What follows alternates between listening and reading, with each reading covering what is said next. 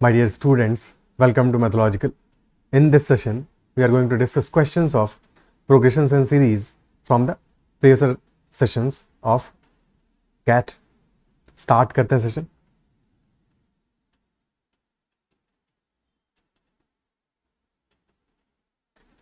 So first question, let both the series A1, A2, A3 and B1, B2, B3 be in arithmetic progression such that the common difference of both the series are prime numbers.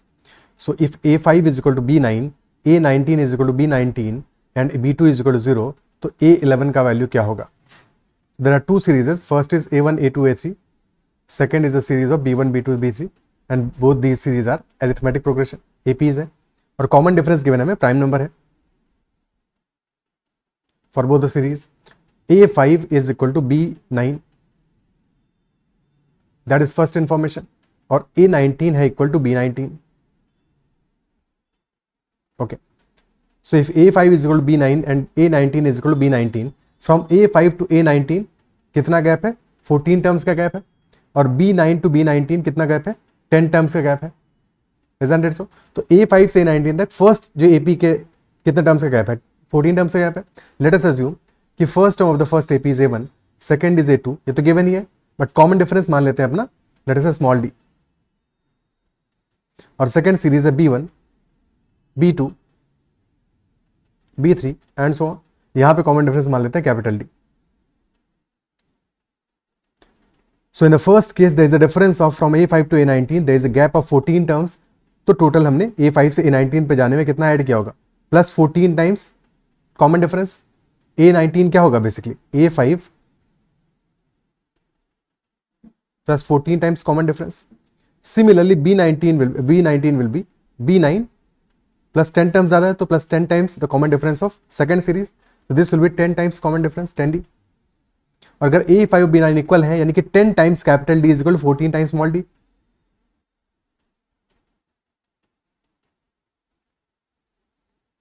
And hence small d upon capital D, this will be equal to 10/14 और 5/7. अब common difference हमारा 5 और 7 हो सकते हैं कॉन्सेक्यूटिवली, या 10 और 14 हो सकते हैं, या 15 और 21 हो सकते हैं एंड सो ऑन. रेशियो हमारा 5/7 होगा, बट क्वेश्चन स्पेसिफिकली कह रहा है कि the common differences are prime numbers, and if they are prime numbers then there is only one possibility, the small d must be equal to 5 and capital D must be equal to 7. तो common difference की हमें precise value मिल गई only because the additional information given was that they are for sure prime numbers. Okay, ठीक है. सो एक तो information हमें मिल गया. फिर क्वेश्चन कह रहा है B2 is equal to 0. B2 is equal to 0 और हमें क्वेश्चन पूछ रहा है A11 क्या होगा? A11 पूछ रहा है. So A5 is equal to B9. A5 this is equal to B9. देखो एक काम तुम ये कर सकते हो, बहुत ज्यादा अगर टाइम वेस्ट करना हो तो, कि B2 इक्वल टू 0 दिया है, अब B2 से तुम B1 निकालो, यानी फर्स्ट टर्म निकालो सेकंड सीरीज का, उसके बाद में सेकंड सीरीज का कॉमन डिफरेंस पता है, जनरल टर्म निकालो, फिर उसके बाद में फर्स्ट सीरीज पे जाओ. बट हमें क्योंकि अल्टीमेटली क्या चाहिए? A11 का वैल्यू ही तो चाहिए. ठीक है. सो A11 का वैल्यू चाहिए, हमें पता है A5 is equal to B9 और B9 will be equal to B2 plus 7 times common difference of second series. ठीक है. और B2 हमारा गिवन है 0 plus common difference second series is 7, तो 7 इंटू 7 यानी कि A5 is equal to 49. A5 आ गया 49 और A11 क्या होगा? This will B A5 plus 6 times the common difference of first series. अब यहां पे उल्टा पुल्टा नहीं करना है, फर्स्ट सीरीज कहां पे, सेकंड सीरीज कहां पे, ये चीजें कॉशियसली ध्यान देना है.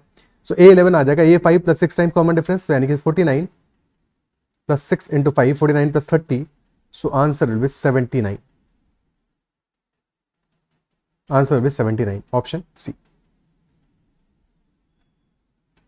क्लियर? ठीक है. ओके, नेक्स्ट क्वेश्चन करते हैं. A lab experiment measures the number of organisms at 8 AM every day, starting with 2 organisms on the first day. तो डे 1 पे नंबर ऑफ ऑर्गेनिजम्स कितना है? 2 है, exactly 2 only. Number of organisms on any day is equal to 3 more than twice the number of on the previous day. 3 more than twice the number on the previous day. तो day 2 पे कितना हो जाएगा? That will B 3 more than twice the number on the previous day, यानी 2 into 2, पहले तो double हो जाएगा, फिर 3 और ऐड करोगे। Okay, if the number of organism on the nth day exceeds 1 million, 1 million यानी कि 10 lakhs plus, so then lowest possible value of n क्या होगा?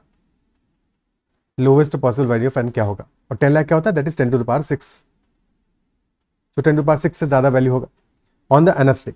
डे 2 पे है 2 into 2 plus 3, डे 3 पे वैल्यू क्या होगा? Double that of value on the day 2, तो डे 2 पे कितना है? 2 स्क्वायर प्लस 3, ठीक है 7 है, बट क्योंकि हमें पैटर्न फाइंड आउट करना है दैट इज वाई 7 लिखने के बजाय 2 स्क्वायर प्लस 3 लिखोगे नेक्स्ट टर्म में, सो दैट हमें पैटर्न एक्जैक्टली पता चल सके कि सीरीज का जनरल टर्म क्या आएगा हमारा, ठीक है। सो नेक्स्ट में लिखोगे, अगेन डबल करोगे तो 2 times of 2 square plus 3 plus 3, so this becomes 2 cube, 2 into 2 square यानी 2 cube plus 3 into 2 plus 3। Day 4 पे क्या होगा? Double that of the previous debt plus 3 यानी 2 times of 2 cube plus 3 into 2 plus 3 plus 3, so this will be 2 to the power 4 plus 3 into 2 square plus 3 into 2 plus 3, so can we write this as equal to 2 to the power 4 plus 3 को common ले लो बाकी terms में से, तो 2 square plus 2 to the power 1 plus 2 to the power 0 और 1, last term हो जाएगा 2 to the power 0 और 1। सो अब पैटर्न दिख रहा है हमको, दिखना शुरू हो रहा है कि नहीं हो रहा है? फर्स्ट टर्म में 2 to the power 1 था, सेकंड में है 2 स्क्वायर प्लस 3, थर्ड में है 2 क्यूब प्लस 3 into 2 प्लस 1, और फोर्थ में है 2 to the power 4 plus 3 into 2 square plus 2 to the power 1 plus 1। तो डे 5 पे क्या नंबर आ जाएगा? 2 to the power 5 multiply by 2 हो गया प्लस 3 इंटू, अब 2 से मल्टीप्लाई करोगे 2 क्यूब प्लस 2 स्क्वायर प्लस 2, इतना तो हो गया, और फिर 3 ऐड करोगे तो यानी कि प्लस 1 एडिशनली।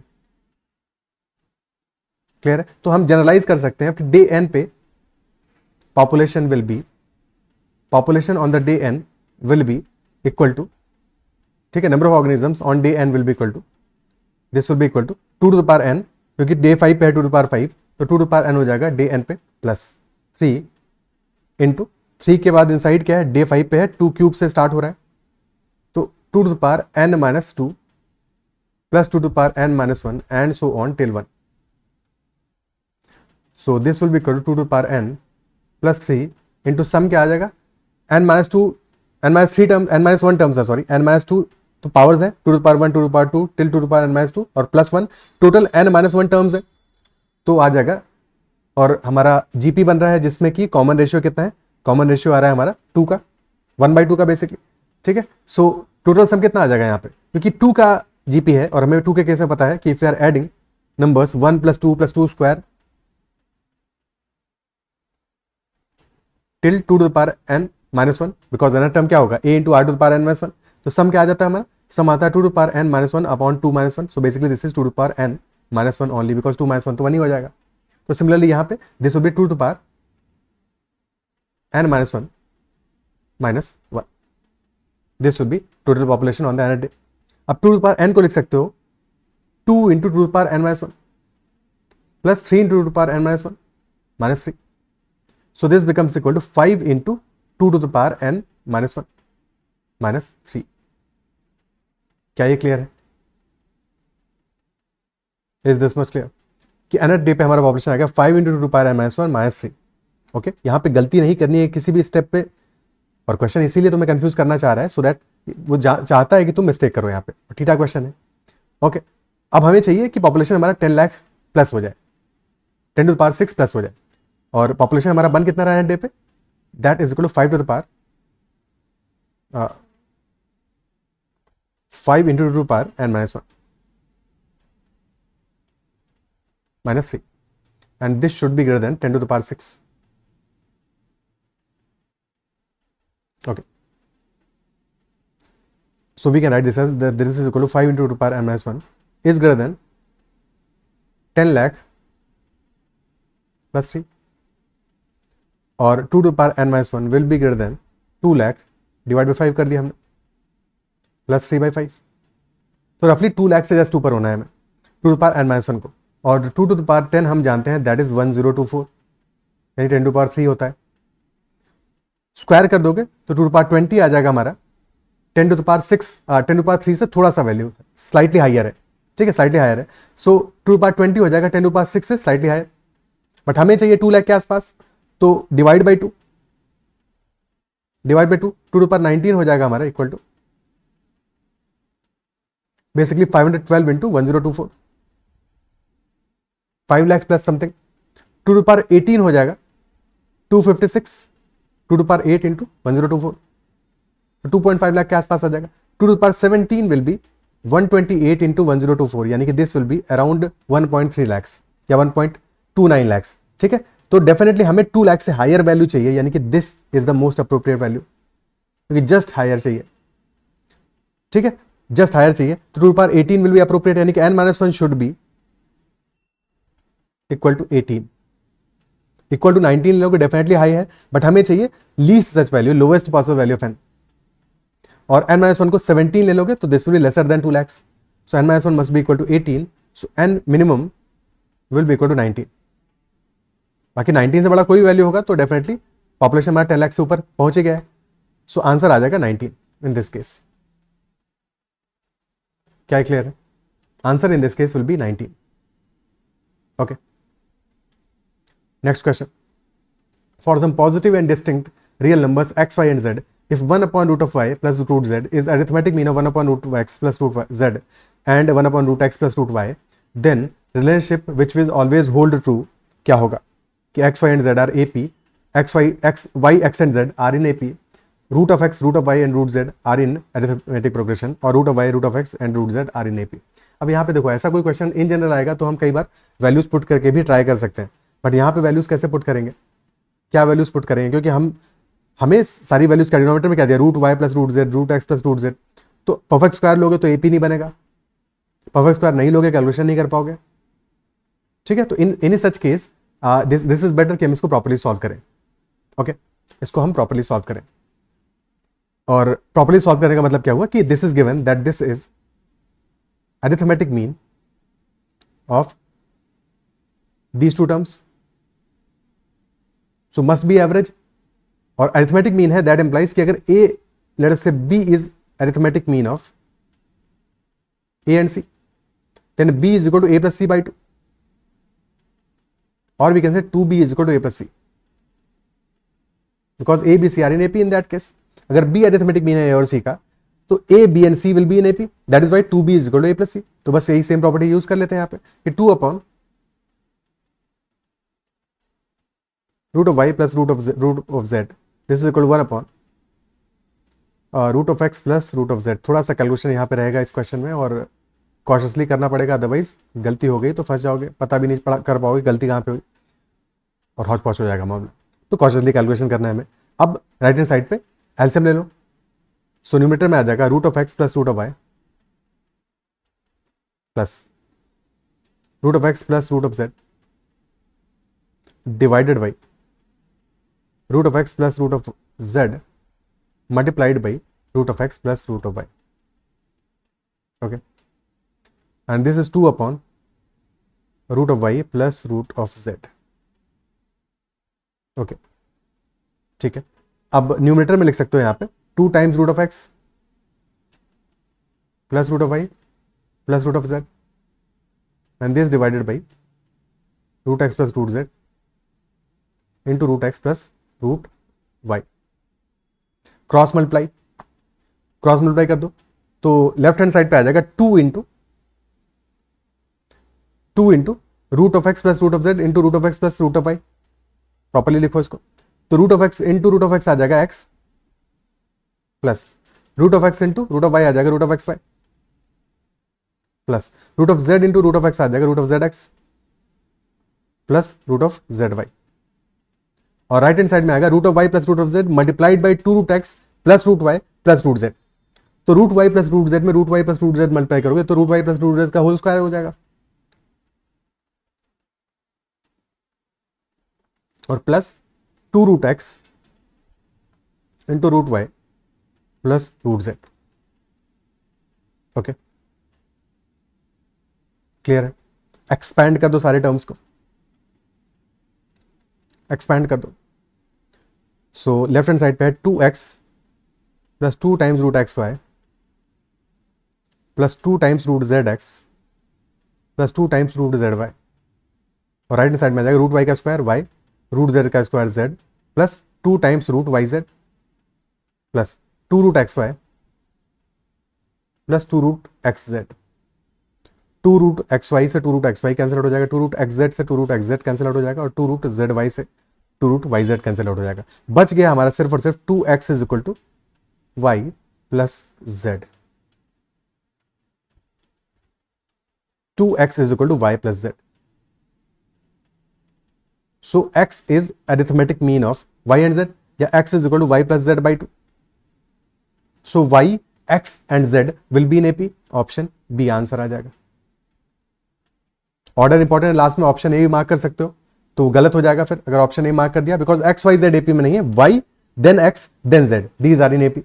ठीक है, तो वाई एक्स जेड एपी में, या कह सकते हो जेड एक्स वाई एपी में, वो भी सही होगा। ठीक है, सो यहां से कंक्लूजन हमारा ये भी निकल सकता है कि अगर क्वेश्चन में ऑप्शन लेटर से ये नहीं मेंशन होता, पहला ऑप्शन होता और इंस्टेड ऑफ बी ऑप्शन ये मेंशन होता कि Z X and Y are in AP, तो ये बात भी बिल्कुल सही है। ठीक है, तब भी यही आंसर होता, ऑप्शन ए को मार्क नहीं कर देना गलती से।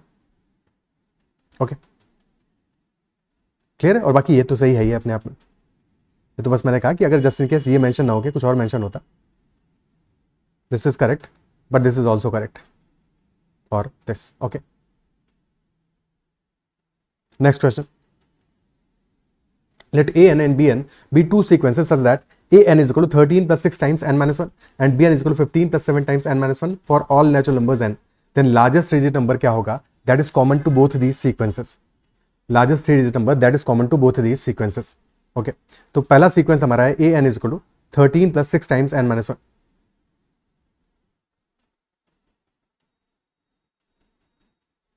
सेकेंड सीक्वेंस है 15 प्लस 7 टाइम्स n माइनस 1,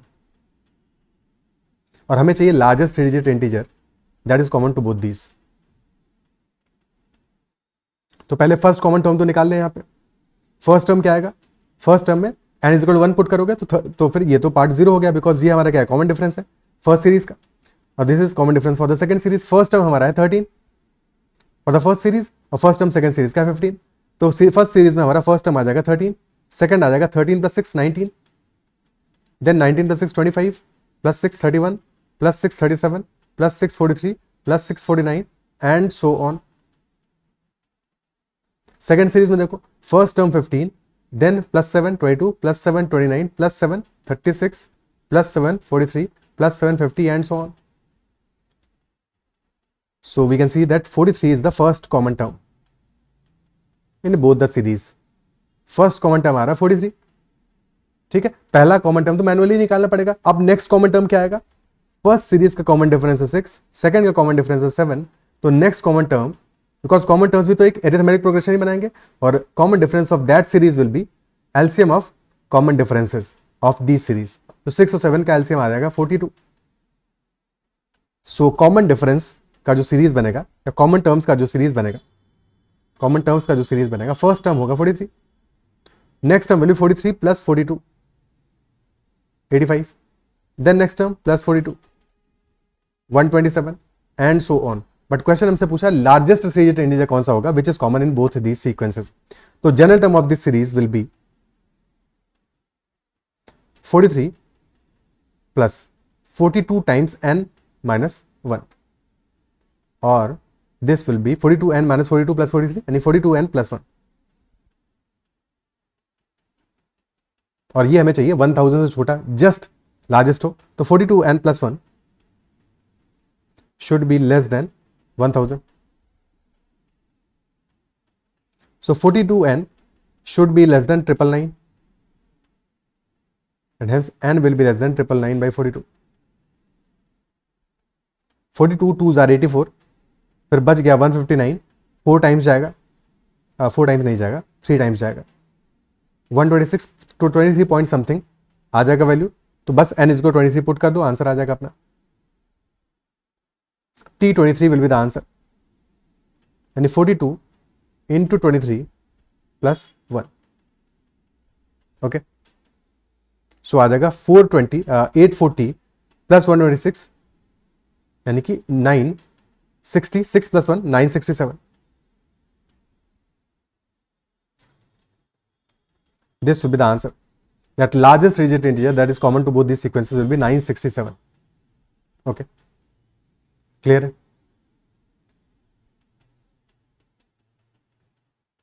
क्या ये बात क्लियर है? ठीक है, देखो हमें ये तो पता ही था कि 42n + 1 will be the nth term, और हमें चाहिए लार्जेस्ट थ्री डिजिट इंटीजर. तो एक तो है कन्वेंशनली प्रोसेस करो, ऐसे सॉल्व करो, सॉल्व करके n की वैल्यू फाइंड आउट करो और फिर अपना आंसर निकालो. बट बेस्ट मेथड ये है कि ऐसे ना करो. ठीक है, जब तक कैलकुलेशन बहुत ज्यादा कम्बरसम, बहुत ज्यादा टिपिकल नहीं हो, तो ऐसे करने के बजाय तुम ये कर सकते हो कि तुम्हें पता है 42n + 1 will be the general term. ठीक है, तो बस लार्जेस्ट थ्री डिजिट इंटीजर कौन सा है हमारा in any case, that is 999. तो 999 के पास पहुंचो, देखो कौन सा नंबर हमारा 999 के पास आएगा. तो 42 × 20 कर दोगे तो भी हमारा हो जाएगा 840. अब 42 × 3 126 ऐड कर सकते हो इसमें, दैट विल बी 966. तो करीब पहुंच गया तुम, बट हमें चाहिए 42n + 1. तो या तो यहां से ही ऐड करके रखो +1 पहले से ही. ठीक है, सो दैट कभी गलती नहीं हो. तो आंसर हमारा फाइनल आ जाएगा 967. अब तुम एक बार फर्दर 42 ऐड करोगे तो 1000 के पार पहुंच जाओगे, यानी कि स्मॉलेस्ट 4 डिजिट नंबर मिल जाएगा. अगर स्मॉलेस्ट 4 डिजिट नंबर पूछा होता तो +42 और कह देते, तो याद आता 1009. This is smallest 4 digit integer.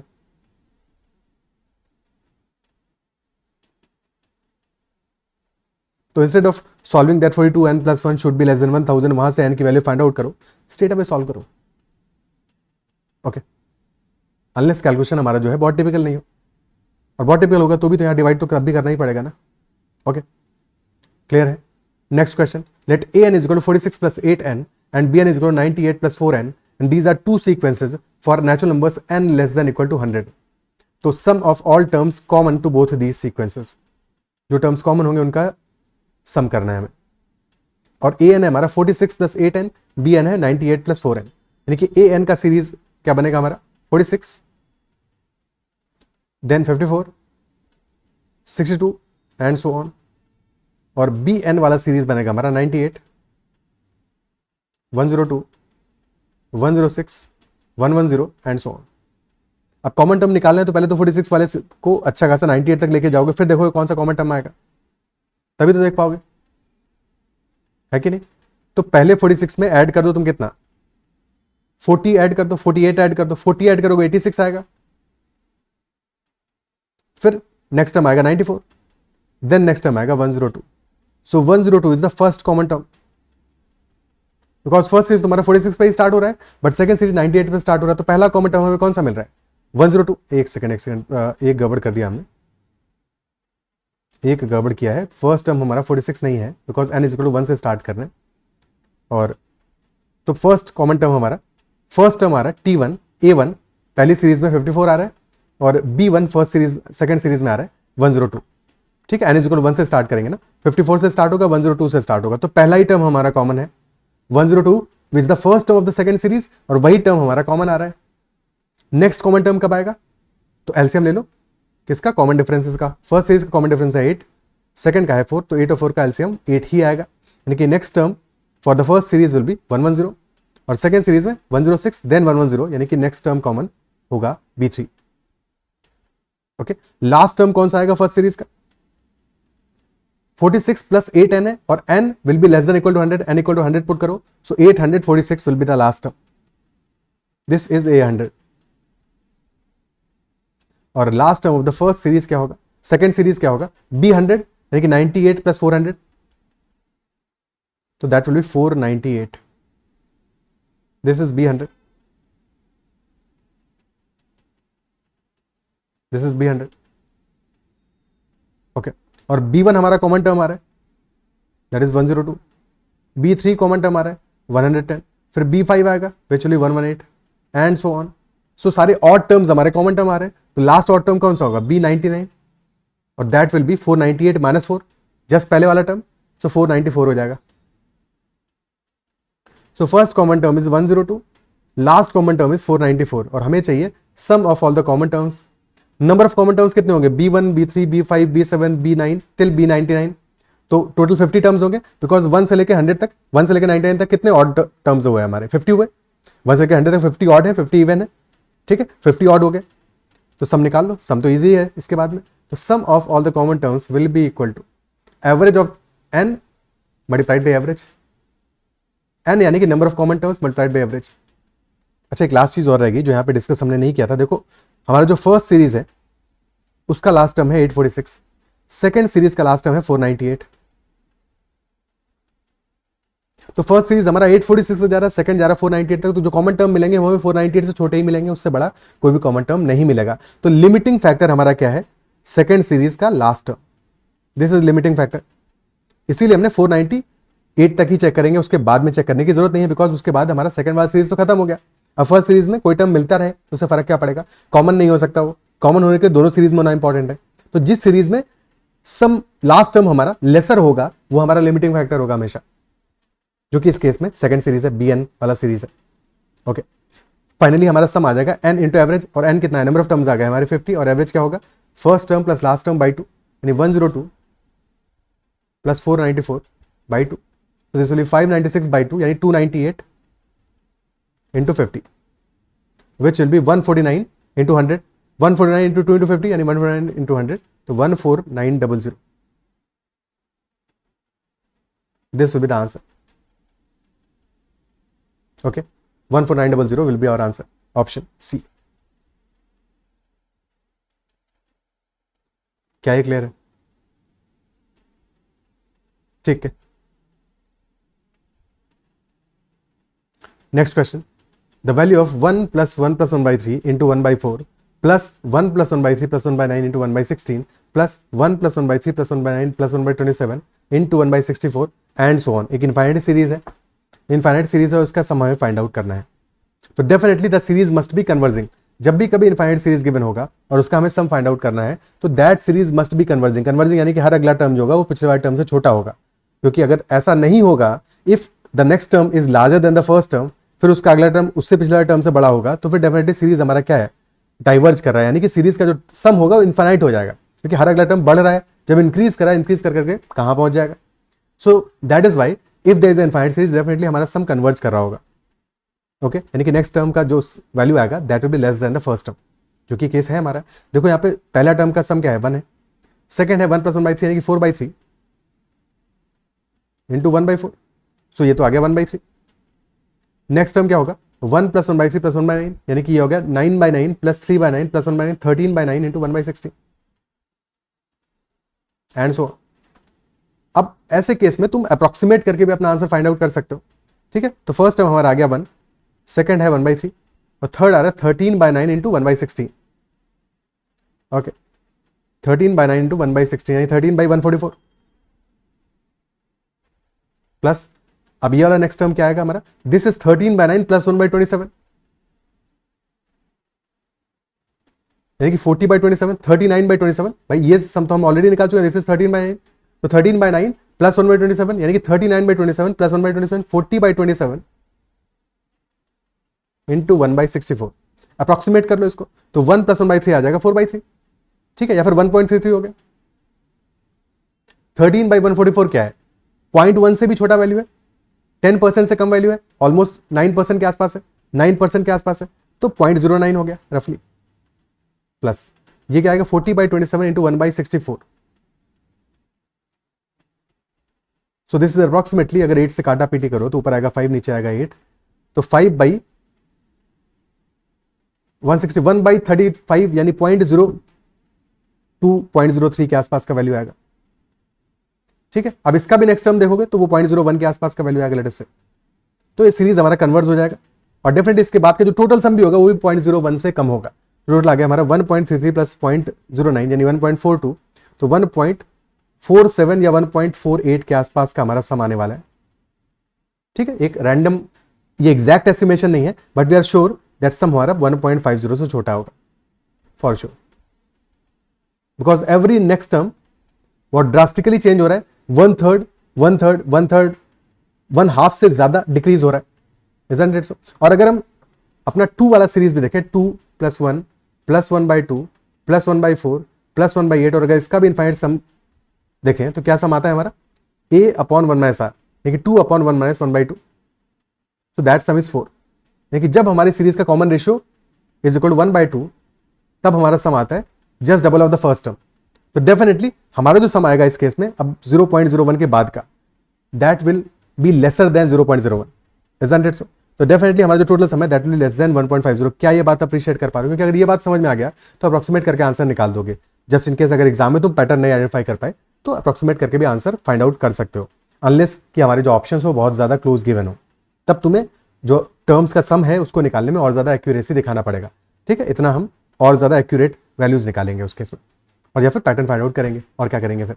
तो लेस देन 1.5 आना चाहिए। ऑप्शन ए आंसर नहीं होगा बिकॉज लेस देन 1.5 तो होना ही चाहिए। Additionally this is also greater than 1.45। ठीक है, 1.45 से स्लाइटली लार्जर भी होगा, पक्की बात है। ओके, तो ये रेंज हो गया हमारा बिटवीन 1.45 एंड 1.50। तो option A 15/13 this is approximately 1.15। तो ये तो आंसर नहीं हो सकता, पॉसिबल ही नहीं है, क्योंकि पहले दो टर्म्स को ही देख लोगे तो भी हमारा आंसर 1.33 हो जा रहा है। 27/12 ये तो ग्रेटर देन 2 है, तो बिल्कुल पॉसिबल नहीं है। Option C 16/11, so this is approximately क्या 1 एंड 5/11 विच इज 1.44 1.45। एक सेकेंड, 5/11 है और 1/11 होता है 0.09, तो ये 1.45 समथिंग आ रहा है। तो yes this could be the answer. और ऑप्शन डी आ रहा है 15/8 यानी कि 1 एंड 7/8 तो 1.87, तो ये भी आंसर पॉसिबल नहीं है। ऑप्शन सी आंसर हो जाएगा, यानी कि 1.45 1.46 के आसपास ही आंसर आ रहा है अपना। ठीक है, क्लियर है बात? ओके, क्योंकि यहां पे शायद 0.02 ही वैल्यू आ रहा होगा। 5 एक सेकेंड 160 और 56 216, 5/216 था।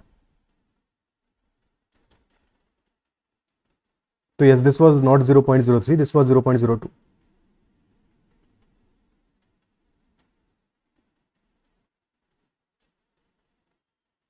और फिर बाद का जो सम है वो 0.01 से भी कम आ रहा होगा इन टोटल। ओके, ठीक है, सो ये तो हमारा आंसर हो गया कि हम अप्रोक्सीमेट करके भी आंसर इस क्वेश्चन का फाइंड आउट कर सकते हैं। तो दिस इज मेथड नंबर 1। कई बार अप्रोक्सीमेशन हमें बहुत हेल्प करेगा ऐसी सीरीज में। अब प्रॉपर्ली समझते हैं इस क्वेश्चन को कैसे सॉल्व करेंगे। तो फर्स्ट टर्म है 1, देन है 1 + 1/3 × 1/4। अब एक काम करो, जिन भी टर्म्स में सब में 1 आ रहा है तो फर्स्ट टर्म्स को सारे केसेस में कॉमन ले लो, बिकॉज हमें फिर जीपी बनता हुआ दिख जाएगा। तो 1 × 1 + 1/4 + 1/16 + 1/64 एंड सो ऑन। ठीक है, अब 1/3 वाले टर्म्स को कॉमन लो, तो +1/3 इंटू फर्स्ट में आ रहा 1/4, सेकेंड में आ रहा 1/16 + 1/64 एंड सो ऑन। ये भी इनफाइनाइट जीपी है। और प्लस फिर 1/9 वाले टर्म्स, तो 1/9 वाला पहला टर्म है 1/16 + 1/64 एंड सो ऑन। और ऐसे ही फिर 1/27 वाले टर्म्स को कॉमन लोगे। ठीक है, and so on. Okay, so this is 1 into this expression 1 + 1/4 + 1/16 and so on। अब 1/3 वाले टर्म में 1/4 को भी कॉमन ले लो, so 1/3 to 1/4 हो जाएगा 1/12, और inside the bracket value 1 + 1/4 + 1/16 and so on. तो अब हमारा सेकेंड टर्म कॉमन दिखने लग गया। ठीक है, सिमिलरली 1/9 वाले 1/16 को कॉमन लोगे, सो ये हो जाएगा 1/144, 9 × 16 144, या फिर 1/12 स्क्वायर, और inside bracket is 1 + 1/4 + 1/16 and so on. और यही कहानी बनेगी इसके आगे भी 1/12 cube into 1 + 1/4 and so on. ठीक है, तो क्या बात समझ पा रहा है कि अब 1 + 1/4 + 1/16 एंड सो ऑन को कॉमन ले लो, तो हमें 2 जीबी का प्रोडक्ट दिख जाएगा यहाँ पे 1 + 1/4 + 1/16 and so on into 1 + 1/12 + 1/12 square + 1/12 cube and so on. तो फर्स्ट सीरीज का सम क्या आ जाएगा? जीपी है first term 1/1 - 1/4 multiplied by second series first term है 1/1 - 1/12। सो 1 - 1/4 है 3/4, रेसिप्रोकल आ जाएगा 4/3। सिमिलरली सेकेंड में आ जाएगा 11/12, रेसिप्रोकल 12/11। तो 4 × 4 यानी 16/11 will be the answer. Option C 16/11 will be the answer. क्या ये क्लियर है? ठीक है, अब हमने प्रॉपर्ली सॉल्व किया क्वेश्चन को। ठीक है, क्या दोनों अप्रोच समझ में आती है? अगर फर्स्ट अप्रोच से काम बन जाएगा तो सेकंड अप्रोच की कोई जरूरत ही नहीं है। अगर काम नहीं बन रहा है तब फिर सेकंड अप्रोच भी समझ में आना चाहिए। Okay, next question. For any natural number n, suppose the sum of the first n terms of an arithmetic progression is n plus 2n square. If the nth term of the progression is divisible by 9, then smallest possible value of n क्या होगा? Smallest possible value of n such that nth term हमारा divisible by 9 है। Sum of first n terms का हमें value given है n plus 2n square।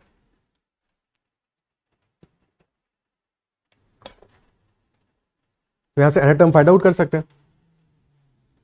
nth term क्या होगा?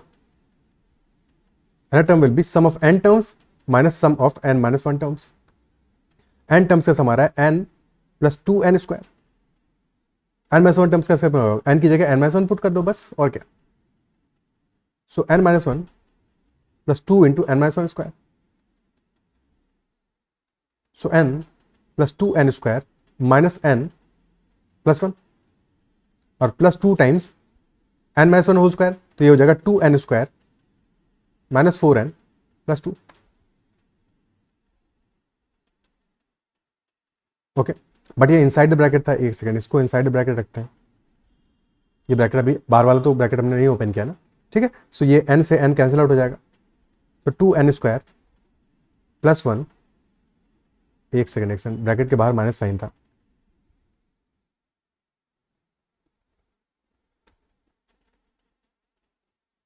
So minus 2n square plus 4n minus 2। So this will B 4n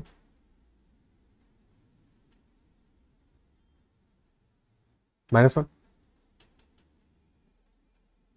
ठीक है। 4n minus 1 आ जाएगा।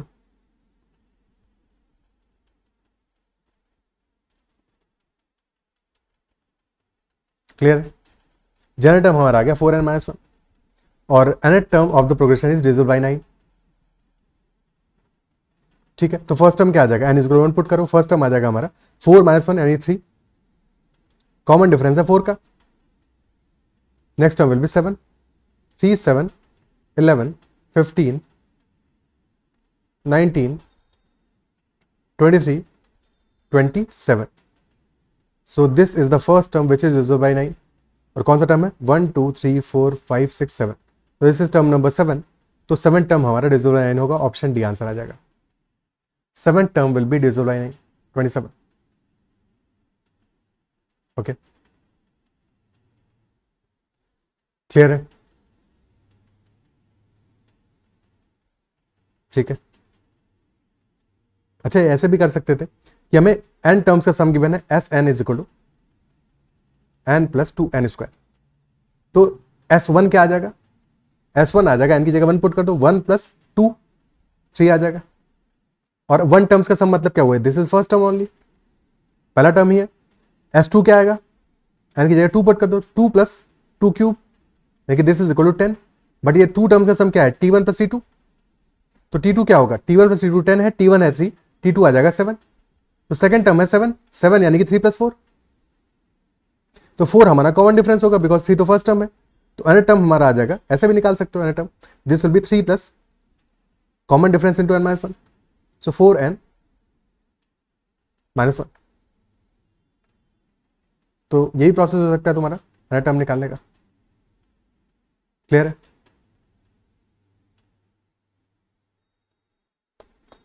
ओके, आगे बढ़ते हैं। Consider the arithmetic progression 3, 7, 11 and so on. Let a n denote the sum of first n terms of this progression to value of 1 by 25 times sigma an. Sigma an का मतलब क्या हुआ? Sigma यानी कि summation sigma an, और n हमारा 1 से लेकर 25 तक होगा, यानी कि 1 by 25 times a1 plus a2 plus a3 plus a4 till a25। इन सब के सम का 1 by 25 करोगे, उसका रिजल्ट हमें चाहिए क्या होगा। तो सबसे पहले a1 an की जनरल वैल्यू तो निकाल लें। an is sum of n terms of this series, और सीरीज का पहला टर्म है 3, सेकंड इज 7, थर्ड इज 11। तो फर्स्ट टर्म आ रहा है 3 और कॉमन डिफरेंस आ रहा है हमारा equal to 4। So an will be equal to n by 2 times 2 times a, 2 times first term लेकिन 2 into 3 plus n minus 1 times d which is 4. So n by 2 times 6 plus 4n minus 4 यानी कि 4n plus 2. So this becomes n into 2n plus 1. n into 2n plus 1 और 2n square plus n. Okay, basically दोनों question different shift में आए होंगे. ठीक है, यहाँ पे भी n plus 2n square वही सेम ही है, बस क्वेश्चन अलग है. तो 2n square plus n that is general term, that is the sum of the n terms. और हमें निकालना है 1/25 टाइम्स सिग्मा ए एन. 1/25 को सेपरेट रखते हैं, पहले सिग्मा ए एन की वैल्यू फाइंड आउट करते हैं. Sigma A N will be sigma 2n square plus n, that is sigma 2n square plus sigma n. ठीक है, और 2 तो कांस्टेंट है, 2 को बाहर ले सकते हो, 2 times sigma n square plus sigma n. और सिग्मा n स्क्वायर का मतलब क्या हुआ, sum of first squares, first n squares का सम. तो फॉर्मूला हमें पता है उसका, that is 2 into sigma n square क्या होगा, n into n plus 1 into n plus 1 by 6 plus sigma n क्या है, फर्स्ट n नेचुरल नंबर्स का sum, n into n plus 1 by 2.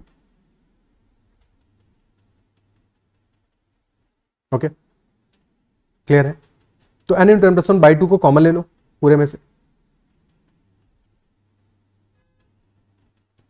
देखो अभी हमने 25 पुट नहीं किया है, पहले सिंप्लीफाई कर लेते हैं, फिर लास्ट में 25 पुट कर देंगे तो चीजें आसान हो जाएंगी. पहले से पुट करके रखोगे और सिंप्लीफाई कर दिया, कैंसिल आउट कर दिया चीजें, तो कई बार कैलकुलेशन हमारा मुश्किल भी हो सकता है. यानी कि एक ही कैलकुलेशन डबल टाइम करोगे, 2 बार कैलकुलेशन किया, फिर डिवाइड किया, फिर बाद में अल्टीमेटली ऐड करोगे, तो पहले से सिंप्लीफाई कर लो. n into n plus 1 by 2 को बाहर ले लिया. ठीक है, इसीलिए मैंने यहां पे भी 2 से काटा नहीं है, तो दैट कॉमन ले लें पहले, फिर बाद में देखेंगे. तो n into n plus 1 by 2 common ले लिया हमने, बच गया हमारा लेफ्ट हैंड फर्स्ट टर्म में 2 into 2n plus 1 by 3 plus 1.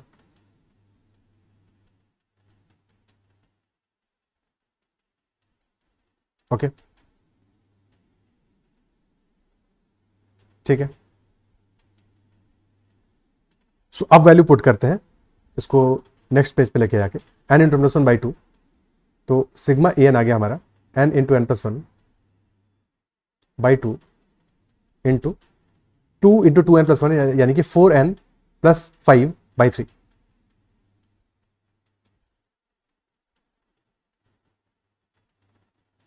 अब n इसको 25 पुट कर दो यहाँ पे,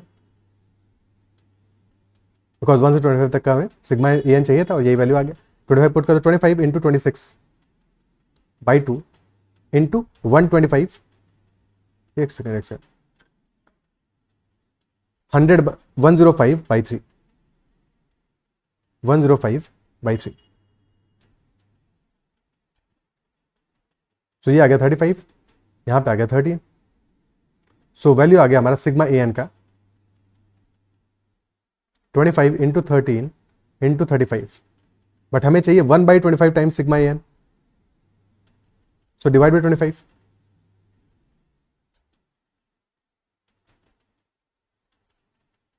thirteen into 35 will be 350 plus 105 455. So answer आ जाएगा 455, option C.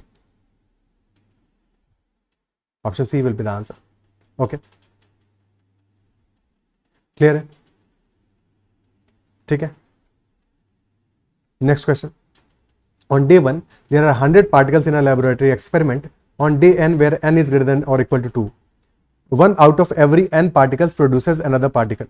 If the total number of particles in the laboratory experiment increases to 1000 on day m, तो m का वैल्यू क्या होगा? Day m पे the total population increases to 1000, तो what will be value of m? That is the question. Day 1 पे there are 100 particles. 100 particles. On day n, where n is greater than 2, 1 out of every n particles produces another particle. 1 out of every n particles produces another particle. तो day 2 पे क्या होगा? Since day 2 है हमारा, second day है, n हमारा equal to 2 है इस केस में, तो second day पे क्या होगा? 1 out of every n particles, n is equal to 2, तो 1 out of every 2 particles produces another particle. तो अभी हमारे पास 100 particles है और 1 out of every 2 particles is producing another particle. तो out of 2, 2 में से एक पार्टिकल एक और पार्टिकल प्रोड्यूस करेगा. तो 100 में से 50 पार्टिकल्स ऐसे होंगे जो कि एक और पार्टिकल प्रोड्यूस करेंगे. ठीक है, बाकी 50 तो कुछ नहीं प्रोड्यूस करेंगे, बट 50 पार्टिकल्स हमारा 50 और पार्टिकल्स प्रोड्यूस करेंगे. तो ऑलरेडी 100 पार्टिकल्स तो है ही है, 50 एडिशनल हो जाएंगे, यानी टोटल सम हो जाएगा हमारा 150। ओके, डे 3 अब पार्टिकल्स हो गए हैं 150, तो आउट ऑफ 150 डे 3 है, n इज इक्वल टू 3, तो out of every 3 particles 1 will produce another particle. तो 150 में से 50 पार्टिकल्स एक और पार्टिकल प्रोड्यूस करेंगे, यानी 50 और पॉपुलेशन बढ़ जाएगा हमारा। तो अब पार्टिकल्स हो जाएंगे 200। डे 4 पे n इज इक्वल टू 4, यानी कि out of 200 every fourth particle will produce another particle, यानी कि 200 का 1/4 पार्टिकल्स और बढ़ जाएंगे। ठीक है, यहां पे क्या था, 1/3 बढ़ रहा था, 1/4 पार्टिकल्स और बढ़ जाएंगे। डे 5 पे every fifth particle will produce another particle, यानी कि 250 का 1/5 और बढ़ जाएगा, यानी 50 और बढ़ जाएंगे। तो हर बार 50 ही बढ़ने वाले हैं कुल मिला के। बेसिकली हमारा ये एक सिंपल एपी बन रहा है, 100, 150, 200, 250, 300। डे 5 पे हो गया 300। ठीक है, डे 1 पे थे 100, डे 2 पे हुए 150, डे 3 पे हुए 200, और डे 4 पे हुए 250, डे 5 पे हुए 300। तो एवरी डे पार्टिकल्स हमारे इंक्रीज कर रहे हैं 50 से। क्लियर एपी है। तो डे एन पे वैल्यू क्या होगा, एन टर्म हमारा आ जाएगा 100 प्लस 50 इंटू n-1। और क्वेश्चन कह रहा है mth डे पे इंक्रीज करते हैं पार्टिकल्स, इंक्रीज टू 1000 हो जाते हैं, तो m की वैल्यू क्या होगा। तो this is equal to 1000 on mth day. तो डे m पे this will be 100 plus 50 into m-1, that is equal 1000। तो 50 इंटू m-1 आ जाएगा equal to 1000 minus 100 which is equal to 900. So m-1 will be equal to 900 by 50, यानी कि 18, and hence m will be equal to 19. m will be equal to 19. Option C answer आ जाएगा। या 100 already पहले दिन थे, रोज 50 इंक्रीज कर रहा है, तो 18 डेज में 900 इंक्रीज कर जाएगा। तो 18 डेज में, यानी कि 18 डेज और ऐड करोगे, फर्स्ट डे में 18 ऐड करोगे, तो 19 डे पे हमारे number of particles will be 1000। Okay, exactly 1000 होगा। क्वेश्चन में एग्जैक्टली 1000 ही पूछा है। ठीक है, मोर देन 1000 पूछता तो फिर, और मिनिमम वैल्यू पूछता तो उस केस में आंसर होता 20 हमारा। ठीक है, जो कि ऑप्शंस में गिवन नहीं है, बट अगर मोर देन 1000 पूछता तो आंसर होता 20 in that case, because 19 day पे हमारा पॉपुलेशन एग्जैक्टली 1000 है। ग्रेटर देन 1000 के केस में एक दिन और ऐड करना पड़ता हमको। Okay, next question, the average of all 3-digit terms in the arithmetic progression 38, 55, 72 and so on. Average of all 3-digit terms in this AP. So first term है 38, 55, 72, common difference आ रहा है कितना, 17 का। 72 प्लस 17 विल बी 89, और 89 plus 17 कितना आ जाएगा, 106। तो first 3-digit term हमारा आ गया 106। तो स्मॉलेस्ट तो पता चल गया, लार्जेस्ट पता चल जाएगा, तो एवरेज आ जाएगा, क्योंकि एपी है first plus last divide by 2, that will B average. तो लास्ट टर्म क्या होगा ये फाइंड आउट करना है हमें, लास्ट लार्जेस्ट 3-digit नंबर। तो जनरल टर्म निकाल लो, nth term will B 38 first term plus common difference multiplied by n-1। तो 17n-17 प्लस 38, यानी 17n plus 21। This should be less then 999। तो 17n should be less then 999 minus 21, तो 978। So n should be less than 978 by 17। 17 5s are 85, बच गया 128। 17 7s are 119, 57 point something आएगा। तो n should be less than 57 point something. तो n is equal 57 put कर दो, हमें लार्जेस्ट 3-digit नंबर मिल जाएगा। तो T57 will be equal to 17 into 57 plus 21। 17 7 119, 9 आ गया, 11 बचा, 85 प्लस 11 969 प्लस 21। सो वैल्यू आ गया 990। Last term is 990। तो फर्स्ट 3-digit नंबर है 106, लास्ट है 990। तो आंसर आ जाएगा हमारा average will be equal to first plus last divided by 2। तो 106 plus 990 divided by 2, so that will be 1096 by 2, यानी 548। Answer will be 548। क्लियर है? Okay, next question, if x0 is equal to 1, x1 is equal to 2, xn plus 2 is equal to 1 plus xn plus 1 upon xn and n is equal to 0, 1, 2, 3 and so on, तो x 2021 यानी कि 2021 term क्या होगा? और definitely जब इतना large value पूछेगा तो there must be cyclicity, terms cyclic होंगे, एक साइकिल बन रहा होगा हमारा जिसके बाद की फिर से टर्म्स रिपीट करेंगे, तभी इतना लार्ज टर्म हमसे पूछ रहा है। ठीक है, तो x0 आ रहा है equal to 1, x1 is equal to xn plus 2, तो x2 क्या होगा? xn प्लस 2 है 1 plus xn plus 1 divided by xn, तो xn की जगह 0 रख दो, तो x2 will be equal to 1 plus x1 by x0, 1 plus x1 divided by x0 यानी कि 1 plus 2 divided by 1, 3 by 1 is equal to 3, x2 आ गया 3 हमारा, x3 क्या होगा? x3 विल बी, एन की जगह 1 पुट कर दो, 1 plus x2 divide by x1, तो 1 plus 3 divide by 2, 4 by 2 will be equal to 2, x3 भी 2 आ गया, x4 will be 1 plus x3 divide by x2 यानी कि 1 plus 2 divide by 3, this is equal to 1। तो पहला टर्म x0 है 1, x1 है 2, x2 है 3, x3 है 2, x4 है 1 यानी 1 2 3 2 1। तो प्रॉब्ली अब इसके बाद में फिर से रिपीटेशन स्टार्ट हो जाएगा, चेक करते हैं x5 क्या आएगा। x5 आता है equal to 1 plus x4 divide by x3 यानी कि 1 प्लस 1 डिवाइड बाई 2, तो this is also equal to 1।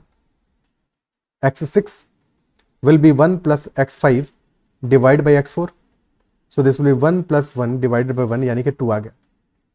तो अब फिर से साइकिल हमारा रिपीट हो गया। ठीक है, 1 2 3 2 1 अगेन 1 2 3 2 1 यानी कि देयर इज साइक्लिसिटी 1 2 3 2 1, फिर से 1 देन 2, तो अगला 3 फिर 2 1 और फिर यही साइकिल बनेगी। तो साइकिल हमारी 5 की बन रही है, 5 टर्म्स की साइकिल बन रही है। बट हमने x0 से स्टार्ट किया, ये भी ध्यान रखना है, x1 से स्टार्ट नहीं किया है। क्वेश्चन ने जानबूझ के x0 से स्टार्ट करवाया है कि तुमसे गलती करवाए, और तुम देखो 5 की साइकिल है तो जो x2021 है वो हमारा क्या होगा? पहला टर्म होगा यानी कि 1 आ जाएगा, तो ये गलती तुमसे हो सकता है। ठीक है, 5 की साइकिल बन रही है यानी कि हमारा जो x6 होगा, लेट अस से हमें x6 फाइंड आउट करना हो, ये तो गिवन है, x6 जो होगा वही x1 होगा, वही x1 होगा, वही x11 होगा, वही x1001 होगा और वही x2021 होगा, बिकॉज हर 5 के बाद साइकिल रिपीट हो रहा है। तो x2021 will equal to x1 only, because x2021 क्या है? x2020 प्लस 1 और साइकिल हमारी 5 की है, तो दिस इज डिविजिबल बाय 5, तो 2020 तो डिविजिबल बाय 5 है, उसको सेपरेट कर लो, जो रिमाइंडर बचेगा 5 से डिवाइड करने पे वही हमारा टर्म के बराबर होगा, यानी कि 2021 डिवाइड बाय 5, रिमाइंडर बचा 1, तो x1 के बराबर होगा ये टर्म हमारा, और x1 आ रहा है इक्वल टू 2, तो आंसर हमारा होगा equal to 2 only, option D. Option D answer हो जाएगा। ठीक है, क्लियर है? Next question, the natural numbers are divided into groups as 1, तो पहला ग्रुप में हमारा सिर्फ एक टर्म है 1, देन 2 3 4, 3 टर्म्स है सेकंड ग्रुप में 2 3 4, थर्ड ग्रुप में 5 6 7 8 9, 5 टर्म्स है। डेफिनेटली नेक्स्ट ग्रुप में 7 टर्म्स होंगे, 10 11 12 13 14 15 16, 7 टर्म्स होंगे and so on. Okay, question पूछा है sum of the numbers in 15th group क्या होगा? Sum of numbers in 15th group, तो नंबर ऑफ टर्म्स क्या है? फर्स्ट ग्रुप में 1 है, सेकंड में है 3, थर्ड में है 5, फोर्थ में है 7, तो number of terms first group में है 1 1 3 5 7, कॉन्सेक्यूटिव ऑड नंबर्स है, कॉन्सेक्यूटिव ऑड नंबर्स है। तो 15th ग्रुप में क्या होगा? 15th ग्रुप में 15th ऑड नंबर होगा, पहला ऑड नंबर है 1, और ऑड नंबर क्या होता है? जनरल ऑड टर्म 2n-1, तो n इज इक्वल टू 1 पे 1 आएगा, n इज इक्वल टू 2 पे 3 आएगा, n इज इक्वल टू 3 पे 5 आएगा, तो n इज इक्वल टू 15 पे क्या आएगा? Number of terms in group 15 कितने होंगे? 15 into 2 minus 1 29, 15th odd term that will B 29, number of terms in that 15th group will be 29। ये तो पता चल गया हमें नंबर ऑफ टर्म्स कितने होंगे, बट स्टार्ट कहां से करेंगे बेबी, तो पता करना है कहां से स्टार्ट करने वाले हैं। तो 14th ग्रुप तक कितने टर्म्स निकल चुके हैं देख लो, जितने टर्म्स निकल चुके हैं उसके बाद से स्टार्ट करेंगे। तो पहले ग्रुप में पहले ग्रुप में एक टर्म है, दूसरे में 3 टर्म्स है, और कॉन्सेक्यूटिव टर्म्स में सारे 1 2 3 4 5 6 7 8 9 10 11 12 13 14 15 16 एंड सो ऑन, सारे कॉन्सेक्यूटिव टर्म्स हैं। तो 14 ग्रुप तक टर्म्स कितने निकल चुके होंगे? Till 14th group, 1 term in the first group, 3 in the second group, 5 in the third group, 7 in the fourth group and so on। 14 group में 27 terms होंगे, तो 1 से 27 तक का सम क्या होगा? That will B 14 into number of terms which is 14 into average यानी 1 + 27 divide by 2, that is 196। या डायरेक्टली भी देख सकते थे, कॉन्सेक्यूटिव ऑड नंबर्स है, और कॉन्सेक्यूटिव ऑड नंबर्स का सम क्या होता है? n² होता है, n² होता है। तो n की जगह 14 आ जाएगा, 196 इज नंबर ऑफ टर्म्स जो कि ऑलरेडी निकल चुके हैं, और सारे टर्म्स हमारे कॉन्सेक्यूटिव हैं। कोई और क्वेश्चन होता तो वहां पे हो सकता है कॉन्सेक्यूटिव नहीं होते, कुछ और कहानी बनती, या 2 4 6 8 होते, तो वहां पे हमें पता होता कि 196 टर्म्स निकल चुके हैं। बट 196 टर्म्स क्या होगा? 196 इंटू 2, अगर सारे के सारे कॉन्सेक्यूटिव इवन नंबर्स होते हैं, बट यहाँ पे हमारे सारे के सारे कॉन्सेक्यूटिव नंबर्स हैं। तो 14th ग्रुप का लास्ट टर्म होगा 196, ठीक है। 14th ग्रुप जो हमारा होगा, ग्रुप नंबर 14, उसका लास्ट टर्म होगा 196। वहां पे हमारा 14th ग्रुप खत्म हो गया।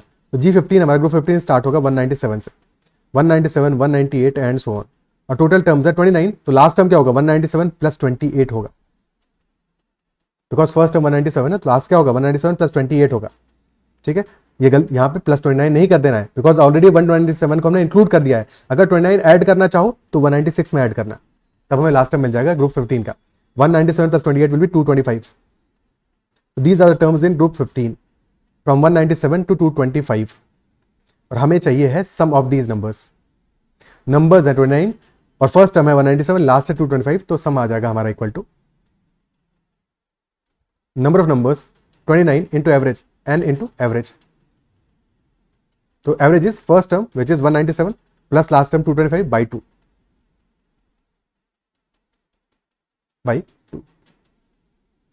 तो दिस इज 29 इंटू 422 बाई 2,